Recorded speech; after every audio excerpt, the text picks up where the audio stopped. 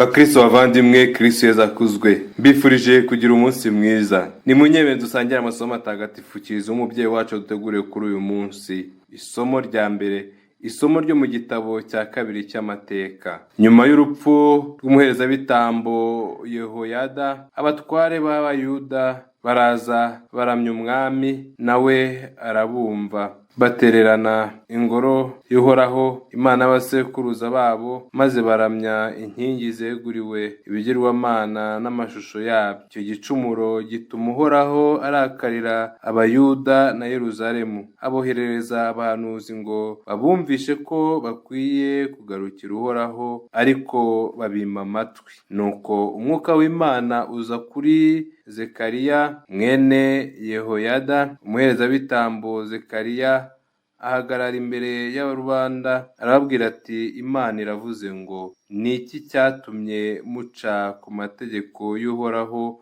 kandi mubona ko ntacyo bibagezaho?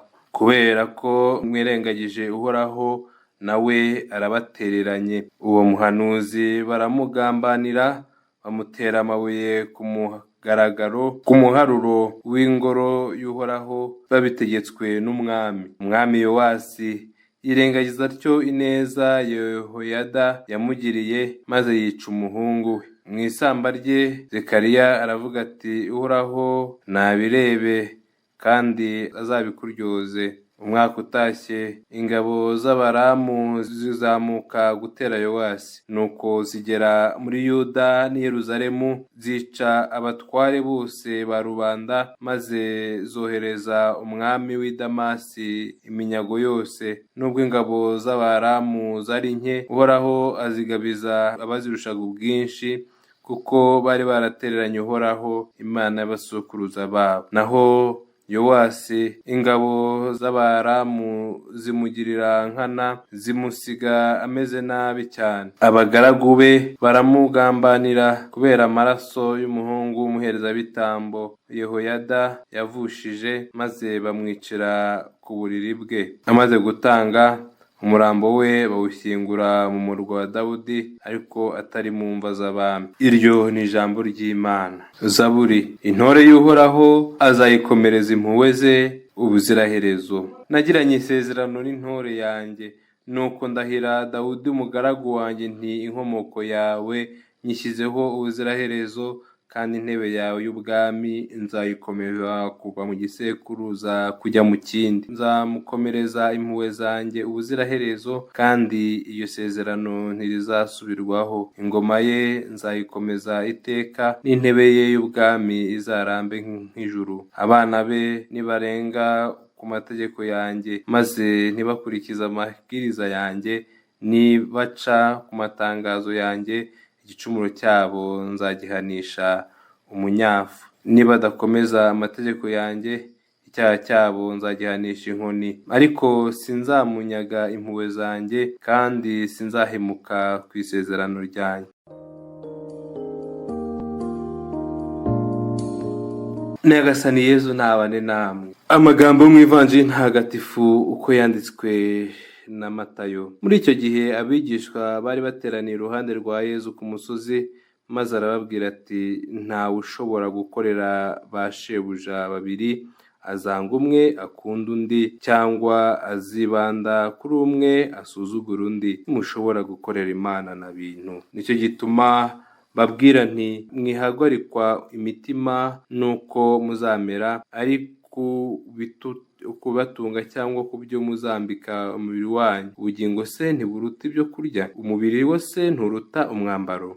Nimurebe inyoni zo mu kirere, ntizibiba, ntizisarura, ntizihunika mu bigega, nyamara so wo mu ijuru arazigaburira. Mwebwe se ntimuzitambukije agaciro? Ninde muri mwe, naho yahagarika umutima ate, washobora kugira icyo yongera ku bugingo bwe? Imyambaro yo yabahagarika iki umutima? Nimwitegereze indabo zo mu gasozi uko zikura, ntiziruha ntiziboha. Nyamara rero ndababwira ko na Salomoni mu bukire bwe bwose yigeze yambara nka rumwe muri zo. Niba Imana yambika ityo icyatsi cyo mu murima kiriho none ejo kikazatabwa mu muriro, mwe ntizabarengerezaho mwabemera gato mwe. Mwibunza rero imitima muvuga ngo tuzarya iki, tuzanywa iki, tuzambara iki. Ni ibyo byose abanyamahanga bahihibikanira. So wo mu ijuru azi ko ibyo byose mubikeneye, ahubwo mbere na mbere nimuharanire ingoma n'ubutungane bwayo, naho ibindi byose muzabigerekerwaho. Mwiterwa impagarara n'iby'ejo, umunsi w'ejo uzazana impagarara zawo, umuruho wa buri munsi urahagije. Iyo ni ivanjiri ntagatifu.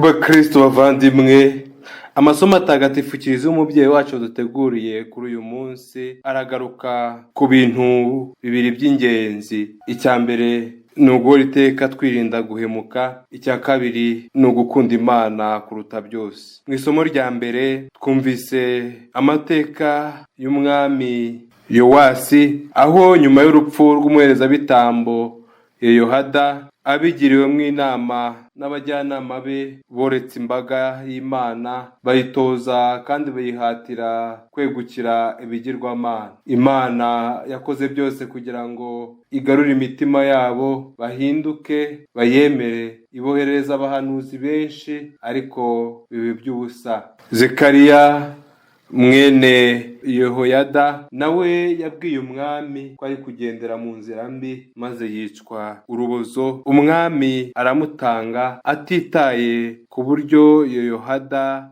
yamukijije ndetse akamugeza no ku bwami. Ubuhemu ni ikintu kibi, ubuhemu dukora buratugaruka. Ineza tugiriye abandi tuyisanga imbere, ariko n'ubuhemu buradukurikirana. Tujye duhora twirinda ubuhemu, tugirire neza abatugiriye neza, ndetse n'abatugirira nabi tubasabire, kandi nabo tubagirire neza igihe cyose tubishoboye. Twirinde icyadutandukanya n'Imana icyo ari cyo cyose. Dusenye ibigirwamana mu mitima yacu kugira tuhimike Imana, Imana itagira dutererana, Imana ihora idukomeza, Imana ituba hafi, natwe tuyikomereho kandi tuyikomeze, bityo ubuzima bwacu buhore burangwa no guharanira ubutungane.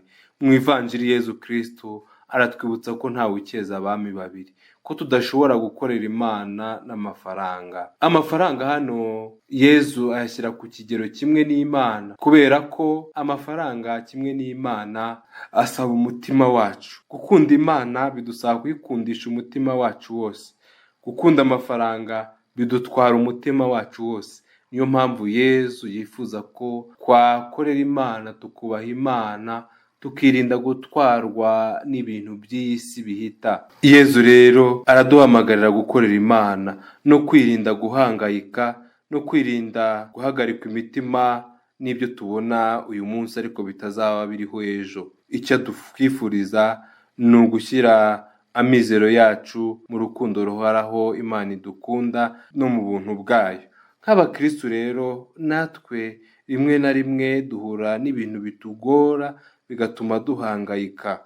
Igihe cyose duhuye n'ibigoye, rimwe na rimwe dutakaza ukwemera, ntitwizere Imana by'ukuri. Niyo mpamvu dukwiye kwisubiraho. Igihe cyose rero dushakisha ubukungu bw'isi, ibyo kurya, amafaranga, ibyo twambara, tubishakashakane kwizera Imana. Twumve ko Imana ariyo iduha byose, twumve ko Imana ituzi kandi izi ko tubikeneye. Yezu aratuhumuriza kandi akatubwira ko tugomba gushakashaka ingoma y'Imana n'ubutungane bwayo, maze ibindi tukazabyongererwaho. Nibyo, ingoma y'Imana n'urukundo, ni amahoro, n'ibyishimo, n'impuhwe, n'imbabazi tugira abavandimwe bacu.